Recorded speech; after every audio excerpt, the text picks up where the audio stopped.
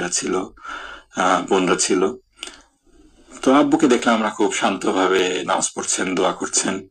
পাশে একটা বিড়াল বসেছিল, একেবারে পা ঘেঁষেই পশ্চিমমুখী হয়ে আব্বু বসেছিলেন, বিড়ালটাও পাশে বসেছিল।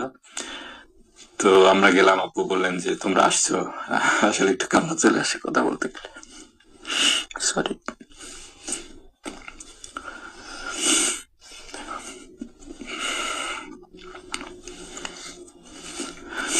আমার ছোট ছেলেটা বলল, দাদা আমরা আসছি, দরজা খোলো।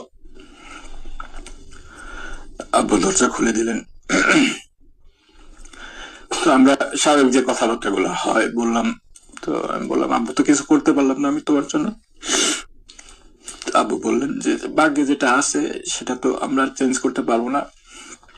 যদি আমার মৃত্যু আজকেই লেখা থাকে তাহলে আমি যেখানেই থাকি, আমি যদি বাসায় থাকতাম তাহলে আমার মৃত্যু এভাবেই হতো।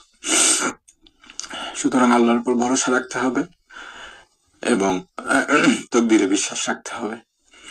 তারপরে আমাদের কিছু দিক নির্দেশনা দিলেন ফ্যামিলিগত বিষয়ে এবং বললেন যে রাত্রেবেলা হয়তো লাশটা নিয়ে যাবে, তোমরা আম্মুকে নিয়ে যেও না রাত্রে, এত রাত্রে আসলে তোমার আম্মুর কষ্ট হবে, তোমরা দুই ভাই যেও, আর তুমি আমার জানাজা পড়াবা, সেটা বললেন।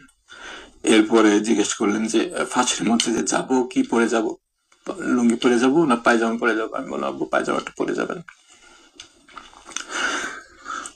সরি, কথাটা আসলে বলতে একটু কষ্ট হচ্ছে।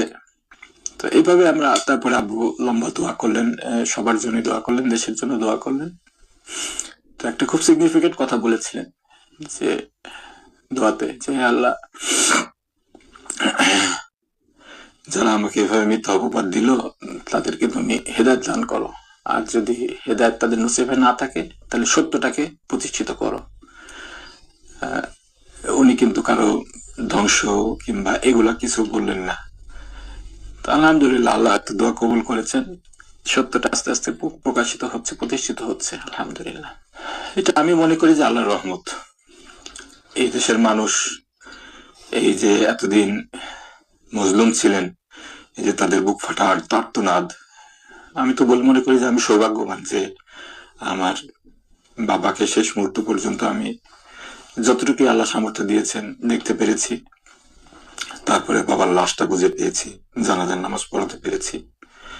এমন কত অসংখ্য শত শত মানুষ, তাদের ফ্যামিলি জানে না আসলে তাদের প্রিয়জন কোথায় আছে, এখনো পর্যন্ত কোনো হদিস নেই।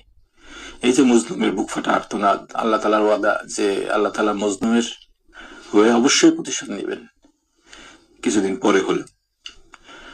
তো হাদিসের সেই কথাই আমি বাস্তবায়ন দেখতে পাচ্ছি। তারপরে অবশ্যই ধন্যবাদ দিতে হয় এদেশের ছাত্র জনতা, যারা বুকের তাজা রক্ত ঢেলে এদেশকে ফ্যাসিবাদের কবল থেকে মুক্ত করেছে।